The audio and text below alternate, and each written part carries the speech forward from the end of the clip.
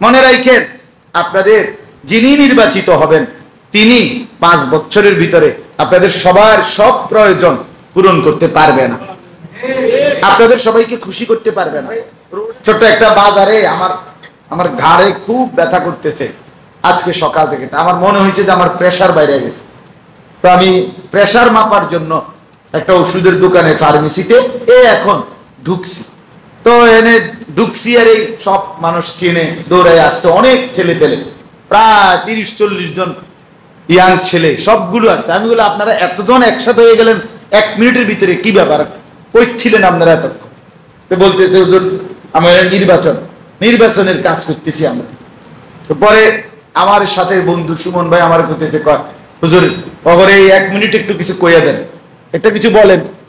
তো আমার প্রেসারও মাপছি, এরপরে এই 2 মিনিট আমি বললাম যে ভাইয়া মনে রাখেন, আপনাদের যিনি নির্বাচিত হবেন তিনি 5 বছরের ভিতরে আপনাদের সবার সব প্রয়োজন পূরণ করতে পারবে না, আপনাদের সবাইকে খুশি করতে পারবে না।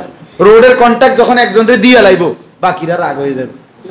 এই 5 বছরে 50 বছরও যদি উনি সেবা করে, তো যে পরিমাণ মানুষ সন্তুষ্ট করতে পারবে তার চাইতে অসন্তুষ্ট হবে বেশি, বেশি না, নারাজ হবে বেশি। তাইলে আপনাদের সবাইকে সমানভাবে সন্তুষ্ট করতে পারবে না, কিন্তু একজন সত্তা তিনি সবাইকে সন্তুষ্ট করতে পারবে, সবার প্রয়োজন পূরণ করতে পারবে, তিনি আল্লাহ। অতএব তার নামাজ, তার বন্দেগীটা ছাইরেন না। কথা শেষ, গাড়ি তুলে গেছে। এই 1 মিনিটে ওয়াজ, এই এখন আসলে কি বাস্তব না এটা? বলে আমাদের সবার প্রয়োজন যিনি পূরণ করবেন, পারবেন, সক্ষমতা আছে যার, তিনি কে? তাকে কেন ছেড়ে দেই? ইয়া আইয়ুহাল ইনসানু মা গাররাকা বিরাব্বিকাল কারীম।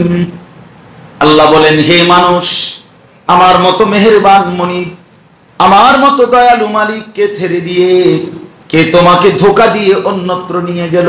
কাকে পেলা? ছেলেরা বলো না ভাইয়া, এই ছেলেরা, বেনামাজি ছেলে দাঁড়াও না, দাঁড়াও। আমি তো চেহারা দেখি কইতারি ভাইয়া, আমার এখন দায়িত্ব দাও হুজুরে, বেনামাজি অপদার্থ আমি দাঁড় করাই।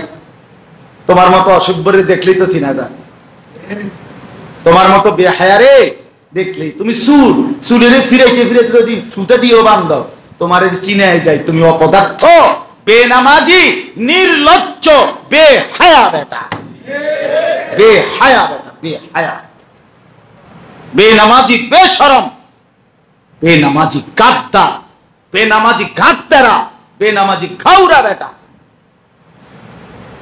গাদ্দারা। কেন গাদ্দারা? কারণ তুই গাদ্দার না হইলে বেটা এত বড় মালিকের সাথে ঘাড় নোয়াও না। তো তোর ঘাড় কি ছোট মোটো ঘাড়? কথা বলেন না, আমি যুক্তি দেব। তুই কি ছোটখাটো গাদ্দার? তুই কি মেম্বার চেয়ারম্যান লাগে তেরামি করছেন বেটা? বুঝলেন না আপনি কথা? এটা কি এইতে বেটা কি মেম্বারের লগে তেসরামি করলো না? কার সাথে? কার সাথে? এত বড় মালিকের কথাটাকে যে পাত্তাই দিল না, তো তার চাইতে বড় ঘাটতেরা গাদ্দার আর কেউ হইতে পারে? এই জন্য দোস্ত মনে রাখেন, হাসরের ময়দানে খবরে শুধু যাইবা, ফেরেশতা প্রথম ঘাটটা চাই একটা বাড়ি দিব, ত্রাম করে একদম, যে বাতিজার ফুত্তর আজকে পাইছে, তোর ঘাড় সোজা করে এলাম। ঘাড় নামাইছ না আল্লাহকে, ঠিক আছে। একবার শুধু ঘাড় নোয়ায় নাই ইবলিস, একবার সেজদা দেয় নাই। কয়বার? আগে দিছে কুটিবার, একবার দেয় নাই। রব্বুল আলামিন সাথে সাথে বের করে দিছে, আমা ইয়াকুনু লাকা আন তাতাকাব্বারা ফিহা